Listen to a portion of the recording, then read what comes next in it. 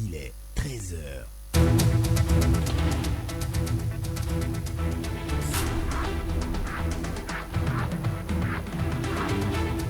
Le journal.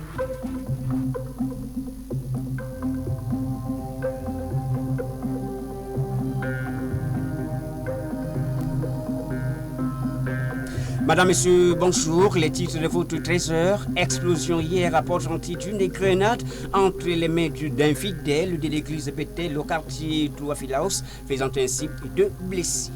Également, gratuité de transport dans le Grand Libreville. La société Transurb promet d'assurer le transport des populations jusqu'à 20h30 conformément aux vœux du gouvernement.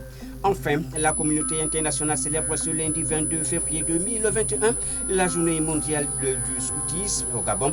Les scouts catholiques vont fêter le Bibidi Baden Poelodé en paroisse pour cause de Covid-19 et dans le strict respect des mesures barrières. Ce sont là les titres, les détails dans un instant.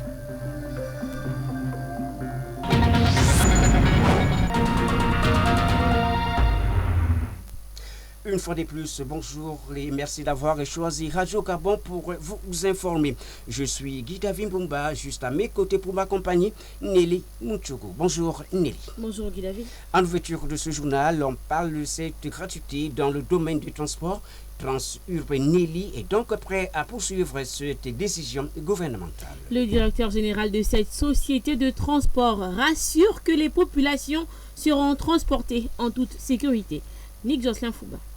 Au lendemain de la décision du gouvernement de poursuivre la gratuité liée au transport en cette période de lutte contre le coronavirus, du côté de Transurb, le directeur général de cette entreprise de transport s'est voulu rassurant. Transurb est prêt à mettre en lumière cette décision du gouvernement, une mesure qu'elle effectue depuis déjà 1 an. Joël Leman Sandungu, DG de Transurb. J'ai envie de vous dire que le gouvernement n'a pas changé. Madame le Premier ministre n'a fait que dire que le gouvernement continuait une mesure qui avait été prise par le chef de l'État l'année dernière. Aujourd'hui, nous sommes à 11 mois de la mesure de gratuité des transports en commun dans le Grand Libreville. Il s'agit d'environ 15 millions de passagers transportés depuis le début de cette mesure. C'est un coût énorme, mais comme l'a dit le chef de l'État, il est très attaché au social. Donc nous, société d'État, et accompagnés de 350 sociétés citoyennes qui accompagnent le gouvernement pour cette mesure, nous continuons à appliquer les mesures dictées par le gouvernement, notamment la gratuité du transport en commun des populations dans le Grand Libreville. Permettre à chaque habitant du Grand Libreville de se rendre à son lieu de travail et de regagner paisiblement son domicile. À Transurb, les employés sont conscients de l'importance de cette mission. Nous mettrons toujours à disposition des gels hydroalcooliques à la montée de tous les passagers. Les masques sont de rigueur dans nos bus et tous les soirs, nous désinfectons tous les bus pour que nos compatriotes puissent voyager dans des conditions optimales de sécurité sanitaire. La décision a été saluée par les bénéficiaires. Cependant, il est important que ces derniers préservent ces bus qui soulagent plusieurs personnes. Dans l'optique de faciliter le déplacement des populations, le directeur général de Transurb confirme que les bus de l'entreprise qu'il dirige pourront désormais circuler jusqu'à 20h30. C'est là pour permettre aux personnes de regagner facilement leur domicile. Joël Leman Sandungu, directeur général de Transurb, a été donc joint au téléphone par Nick Jocelyn Fouba.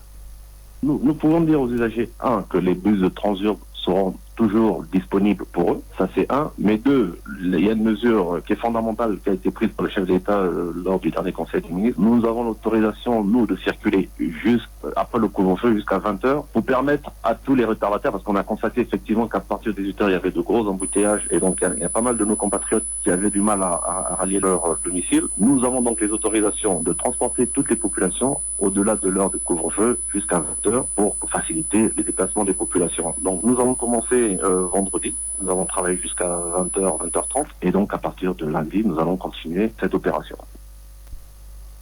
Allons à présent à Port-Gentil où une grenade a explosé hier entre les mains d'un fidèle de l'église Bethel au quartier Touafilaos, faisant ainsi 2 blessés.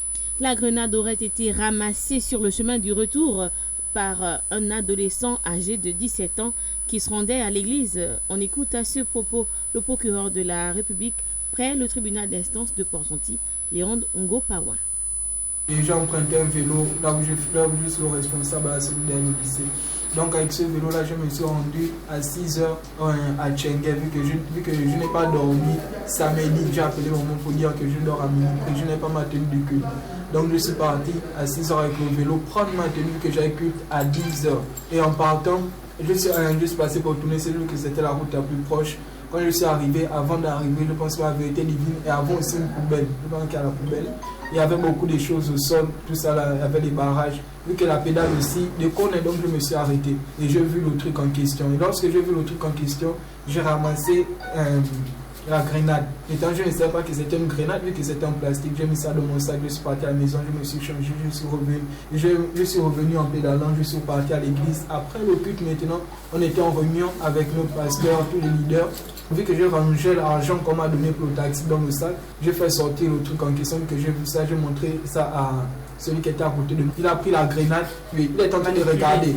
Il est en train de regarder tout ça. Il a dit que Ochan, c'est le joueur là où c'est. L'autre qui était à côté a dit Ochan, c'est ça où il a pris la grenade, il a donné ça à l'enfant du pasteur, un petit. Il était en train de jouer avec ça, il a couru, il est parti à côté de l'assistant du pasteur. Là, c'est une femme. L'une des assistants du pasteur, il a donné. Maintenant, tout le monde est en train de rire, tout ça. Que, oh, le joueur là, c'est quelque chose de jouer, tout ça. Là. Après, c'est où j'ai levé la main, j'ai dit que c'est moi qui ai ramassé ça. Vu qu'on était en pleine réunion, c'était pour le sujet. Ils m'ont remis le truc. Lorsqu'ils m'ont remis, je voulais ranger ça dans le sac. Un gars qui était loin de moi, un de mes frères, il m'a demandé la grenade, il m'a dit, montre d'abord s'il te plaît. Lorsqu'il a pris, il était assis à côté de celui qui a ça exposé sur les mains. Donc comme il a pris, il était en train de manipuler. Après l'autre aussi a pris, mettons celui qui s'est exposé entre les mains. Lorsqu'il était en train de manipuler, moi je ne suivais plus, vu qu'il était en train de regarder suivre la réunion. Tout d'un coup, après 15 minutes, comme ça là, on a écouté, boum, tout le monde est sorti. Je m'appelle mon vélo Sigui. Vous l'aurez rectifié, il ne s'agissait pas là du procureur de la République, mais plutôt de l'une des victimes de la grenade à Port-Gentil. Restons à Port-Gentil où des actes de pillage ont été perpétrés dans la soirée du 18 au 19 février dernier, ce qui a contraint les forces de défense et de sécurité à intervenir pour assurer le maintien de l'ordre public, occasionnant ainsi un blessé par balle. À cet effet, le ministère de la Défense nationale a fait une communication sur laquelle revient ici Ahmed Réan de notre rédaction. Suite à un communiqué parvenu à la rédaction de Radio Gabon, le ministère de la Défense nationale indique que des actes de pillage ont été perpétrés à Port-Gentil dans la nuit du 18 au 19 février dernier, contraignant les forces de défense et de sécurité à intervenir pour assurer le maintien de l'ordre public, occasionnant ainsi un blessé parmi les contrevenants. Très rapidement pris en charge, il a été évacué par hélicoptère militaire à l'hôpital d'instruction des armées Omar Bongo Ndimba. Dès son arrivée, le blessé a aussitôt reçu des soins appropriés. Le communiqué souligne qu'à ce jour, le pronostic vital de ce blessé n'est plus engagé. Avant de poursuivre que l'auteur des tirs ayant été identifié, une enquête administrative est en cours pour faire toute la lumière sur les circonstances ayant conduit à cette situation. Le ministère de la Défense rappelle l'obligation faite à chaque personne de respecter l'ensemble des lois et règles qui régissent la vie commune en République gabonaise, dont celles prises dans le cadre de la riposte contre la Covid-19. Le ministère de la Défense nationale réitère par ailleurs son entier soutien à l'ensemble des forces de sécurité et de défense du pays qui agissent, indique le communiqué, avec un haut degré de professionnalisme et dans le strict respect de la déontologie, dans des conditions souvent difficiles, en particulier en cette période où elles sont très sollicitées en raison de la situation sanitaire.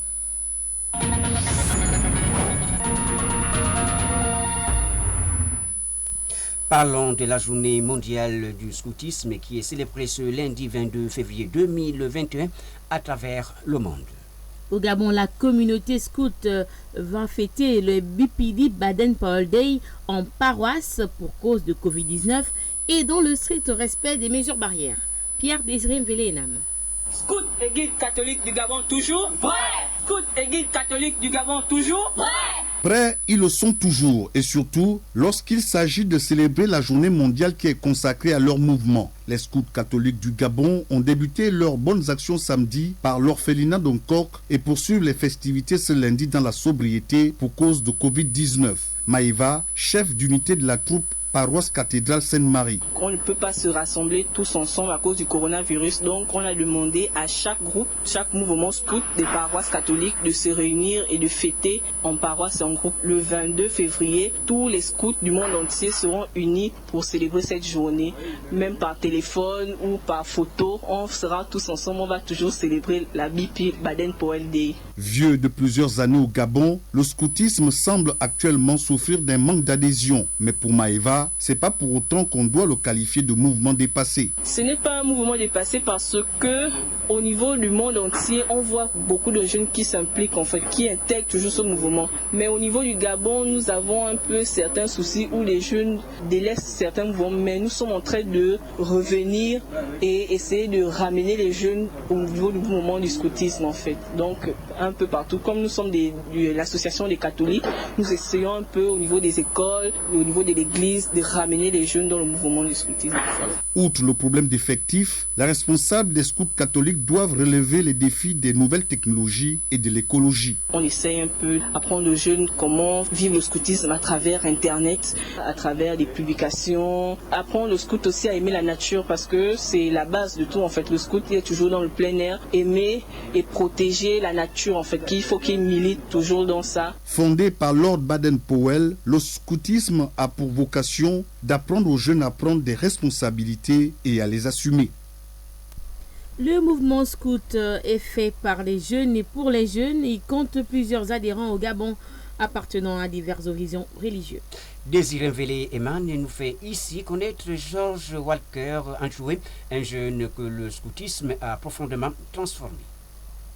Il y a 10 ans, Georges Walker Anchoué découvrait le scoutisme. Depuis son adhésion, le jeune homme avoue avoir bien changé. J'ai pu découvrir la fraternité, le vivre ensemble. J'ai découvert l'éducation que le scoutisme nous apporte. J'ai pu chasser ma timidité, j'ai pu chasser plusieurs mauvaises habitudes que j'avais. Par le scoutisme, j'ai pu être une meilleure personne. Par le scoutisme, j'ai pu connaître de nouvelles personnes.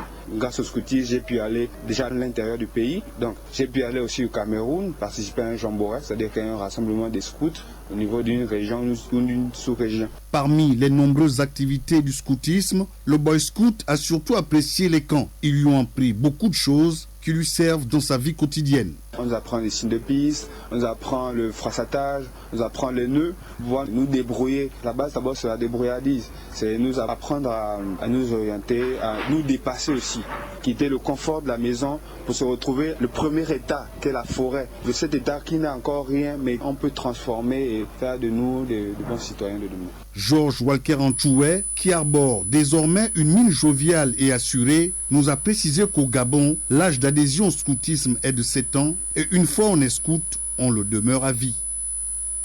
Et puis la communauté chrétienne de l'église catholique vibrait hier au rythme du premier dimanche de Carême. C'est un temps favorable de prière, de pénitence et de partage à travers la fidélité au Christ. Au Gabon, cette célébration a été commémorée par plusieurs homélies.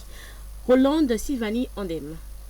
Débuté par la célébration du mercredi des cendres, les chrétiens catholiques emboîtent l'étape du carême qui est un temps de grâce et de conversion, 40 jours durant, destiné à préparer la fête de Pâques. Ces instants divins sont également accordés aux croyants et même aux profanes afin de revenir à Dieu de tout son cœur dans le jeûne, les larmes et le deuil. L'abbé Serge Patrick Mabikassa, l'officiant de cette Eucharistie.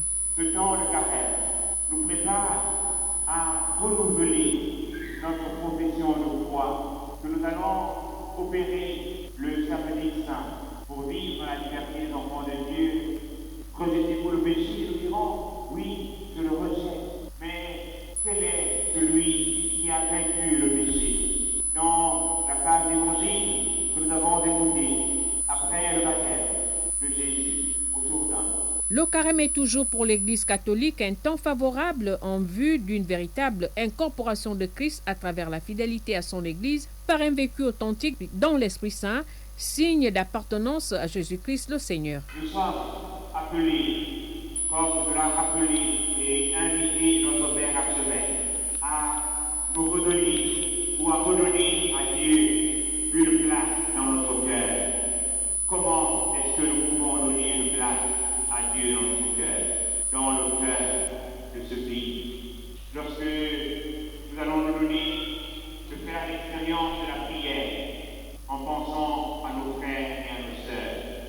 Les fidèles catholiques doivent saisir la grâce qu'offre le temps de carême pour se convertir afin de vivre joyeusement et en toute fidélité aux différentes exigences de cet instant divin.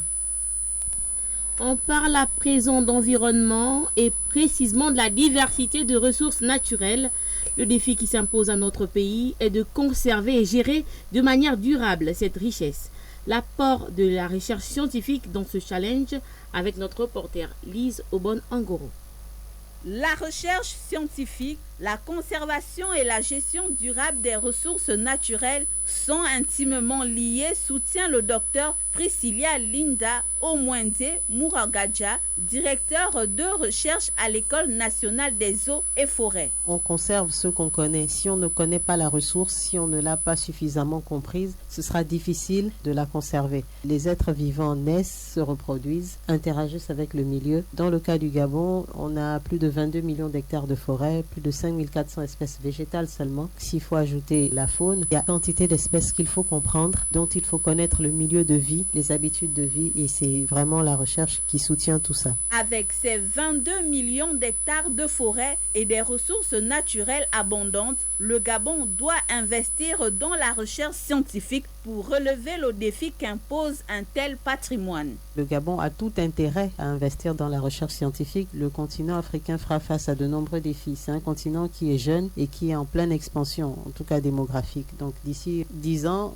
la population africaine aura doublé. Et il faudra nourrir ces gens-là, il faudra les loger, leur fournir l'énergie, les vêtir et gérer tous les déchets qu'ils auront produits. Donc c'est aujourd'hui qu'on devrait prendre les décisions qui vont permettre de relever tous ces défis-là. Plusieurs établissements font déjà de la recherche scientifique à l'instar du CNRS, mais sont butés à un problème de financement pour aller plus loin dans leurs travaux.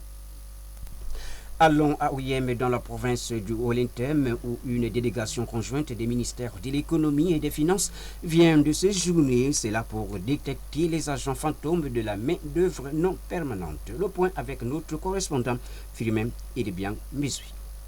C'est en effet une mission de détection stratégique et systématique dans son contexte inopiné qui, selon les techniciens, muets à l'approche de notre micro, nous ont tout de même précisé en off qu'il s'agit effectivement d'une initiative gouvernementale impliquant le ministère du Budget, des Comptes publics et des Finances en collaboration avec la Direction nationale des trésoreries publiques.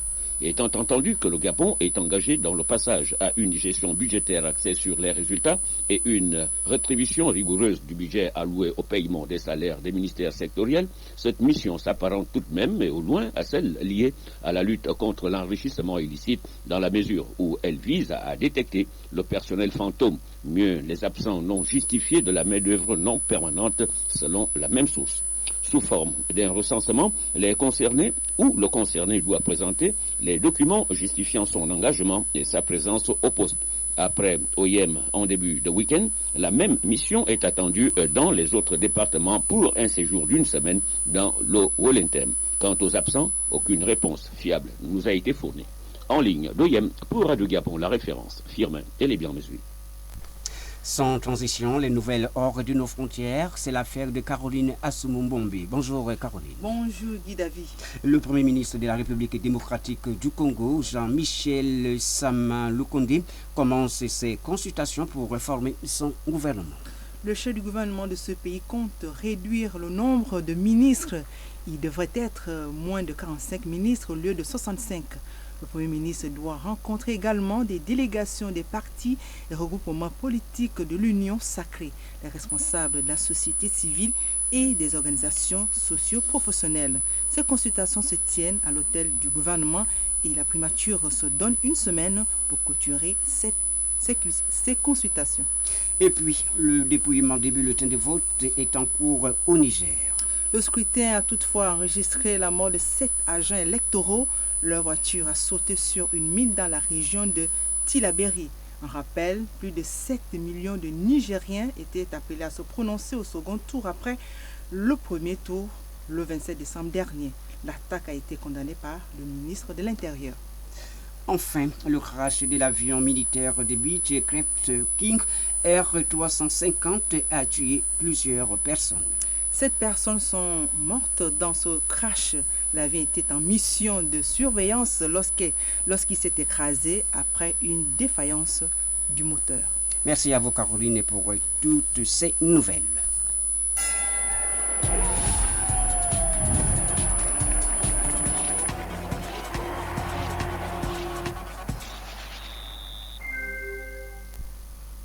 La page sport, c'est avec vous, Urich Koupangoy. Bonjour. Bonjour Nelly. Bwengidi Sport a été battu hier par Salitas FC du Burkina Faso, un but contre 3 pour le compte du tour de cadrage retour de la Coupe de la CAF. Le club de Koulamoutou est éliminé de la compétition. L'aventure du représentant du Gabon en compétition africaine cette saison s'est arrêtée hier au stade de Ouagadougou où les garçons de Bwengidi Sport ont été battus. Le club de Koulamoutou n'a rien pu faire face à une formation de Salitas FC plus déterminée qui jouait devant son public. Suivant cette analyse de Vécabrisnan de notre rédaction. Ils ont pourtant bien abordé les 45 premières minutes de cette rencontre. Au premier but marqué par les attaquants burkinabés à la 8e minute, les nôtres ont donné la réponse du berger à la bergère 5 minutes plus tard en égalisant par Junior Bayano, bien sûr coup franc. L'équipe de Bwengidi Sport connaîtra quelques moments de flottement jusqu'à la 47e minute du temps additionnel de la première mi-temps et encaissera le deuxième but au retour des vestiaires. Les Burkinabés ne mettront que 8 minutes pour marquer leur troisième but, synonyme de qualification, une avance au marquoir qu'ils géreront jusqu'à la fin du match sans pourtant dominer outrageusement leurs adversaires. Imaginons un seul instant les joueurs de Bwengidi Sport avec autant de matchs de championnat dans les jambes que leurs adversaires d'hier qui en comptent 19. L'issue de cette confrontation n'aurait pas été certainement celui que nous connaissons. C'est vrai qu'à l'impossible nul n'est tenu, cette jeune équipe de Koulamoutou qui n'a à peine que quelques années d'existence et qui compte seulement 2 saisons de présence dans notre boiteux championnat de première division, a fait du mieux qu'elle a pu pour se maintenir dans la cour des grands, mais devant des ogres tels que le tout-puissant Mazembe et Salitas, elle ne pouvait rêver un meilleur sort que celui qui lui est réservé aujourd'hui. À qui le tort? Pas nécessairement aux footballeurs gabonais qui ont prouvé qu'ils avaient un potentiel. Moi je dirais plutôt à ceux-là qui sont chargés de gérer notre sport roi. Ce sont eux qui refusent d'œuvrer à l'éclosion de nos sportifs en entretenant un environnement laxiste qui ne laisse pas de chance aux footballeurs de pratiquer rigoureusement le métier qu'ils ont choisi. Un environnement laxiste qui débouche assez souvent sur des querelles de clochers et qui fait que nos responsables sportifs soient toujours incapables d'organiser jusqu'à terme une saison footballistique, tant et si bien que les mêmes causes produisant les mêmes effets. Voilà où est-ce que nous en sommes. Rappelons que le tour principal de la Coupe de la Confédération saison 2020-2021 va débuter le 10 mars prochain. Le tirage au sort de la compétition se tient en ce moment au Caire en Égypte. Les 15 clubs qui se sont qualifiés plus RS Berkane champion en titre seront répartis en 4 poules. Le 10 mars au 28 avril va se disputer la phase des poules. Les quarts de finale le 16 et 23 mai 2021. Les demi-finales le 20 et 27 juin 2021. La finale se jouera le 10 juillet 2021. De la boxe dans ce journal. L'Assemblée générale élective du président provincial de la Ligue de boxe de la Nyanga s'est tenue hier dimanche. Seul candidat à sa succession, Zati Dikamba, a été réélu avec 5 voix sur 5. La dite élection a été supervisée par Maître Zagou Kassidi, conseiller du président de la Fédération gabonaise de boxe. Écoutons le président de la Ligue de boxe de la Nyanga, Zati Dikamba, au micro d'Yves Langes Doukaga. C'est un sentiment de satisfaction et de gaieté. Malheureusement aussi, c'est difficile parce que la tâche qui m'attend toujours, que je connais, n'est pas facile. Sinon, je veux toujours m'atteler à le faire comme j'ai toujours eu le temps de le faire. Les objectifs, bien les projets, sont les mêmes que je n'ai pas pu finir pendant mon premier mandat. Je vais donc continuer à faire la détection, je vais continuer à former et à vulgariser la boxe, à créer de nouveaux clubs. Du basketball. Pour terminer, on connaît les premiers pays qualifiés pour le championnat d'Afrique de basket masculin 2021. Il s'agit du Rwanda, pays d'organisateur, l'Angola, le Cameroun, la Centrafrique, la Côte d'Ivoire, l'Égypte, le Kenya, le Mali, la République démocratique du Congo, le Nigeria, le Sénégal, le Soudan du Sud et la Tunisie. Encore en lice pour se qualifier, le Cap-Vert, la Guinée équatoriale, le Maroc et l'Ouganda sont déjà éliminés, Madagascar et le Mozambique. A noter que l'Afro-Basket 2021 se dispute du 24 août au 5 septembre prochain à Kigali, au Rwanda.